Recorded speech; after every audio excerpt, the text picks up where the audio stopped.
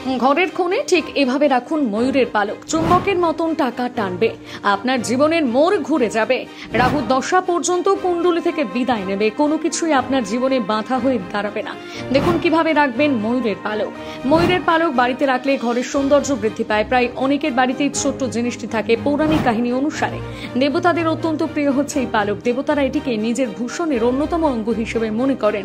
বিশেষ করে শ্রীকৃষ্ণের সবচেয়ে প্রিয় ময়ূরের পালক। বাস্তুশাস্ত্রে বলা আছে বাড়িতে ময়ূরের পালক রাখা নাকি অত্যন্ত শুভ একটি লক্ষণ। তবে নির্দিষ্ট নিয়ম মেনে এগুলো রাখতে পারলে আপনার জীবনে চলার পথ সুগম হয়ে যাবে। সেই সাথে টাকা পয়সা বৃদ্ধি শুরু হবে সংসারে। অভাবকে জিনিস তার টের পাবেন না। তাহলে জেনে নেওয়া যাক আয় উন্নতি বৃদ্ধি করতে কিভাবে রাখবেন ময়ূরের পালক। 1 নম্বর, সম্পদ বৃদ্ধি।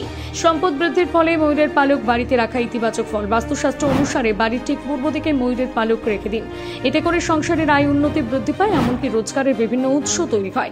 এছাড়াও আপনি চাইলে এটিকে উত্তর পশ্চিম কোণে রাখতে পারেন।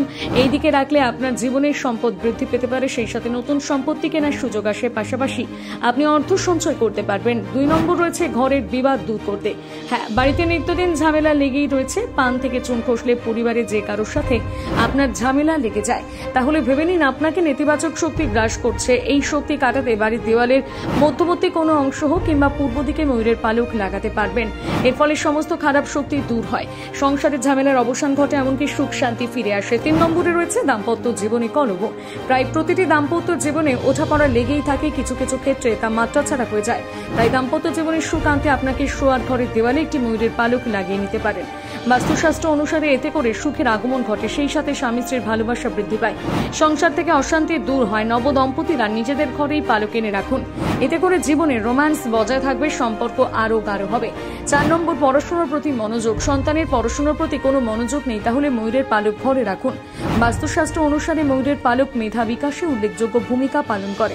আপনার সন্তান যেখানে পড়তে বসে ঠিক সেই স্থানে ময়ূরের পালক রেখে দিন, অথবা পড়ার টেবিলে রেখে দিতে পারেন, যাতে আপনার সন্তান পড়তে বসলে চোখের সামনে দেখতে পায়। এর ফলে পড়াশোনার প্রতি মনোযোগ আসে, জানার কৌতূহল বাড়ে, সেই সাথে পরীক্ষায় ভালো ফলাফল করতে পারে। 5 নম্বর, রাহুর দোষ কাটাতে।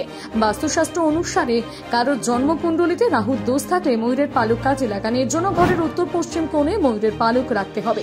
এতে করে অনায়াসেই রাহুর দোষ কেটে যায়। এছাড়া কারো কাল সর্প দোষ থাকলে বালিশের নিচে 7টি ময়ূরের পালক রেখে দিন। ময়ূরের পালক থেকে বড় বড় দোষ থেকে মুক্তি পাওয়া যায়। তবে হ্যাঁ, এই বিষয়ে আগে জ্যোতিষীদের সাথে কথা বলে নেবেন, তারপর এই কাজ করবেন, অন্যথা করতে যাবেন না।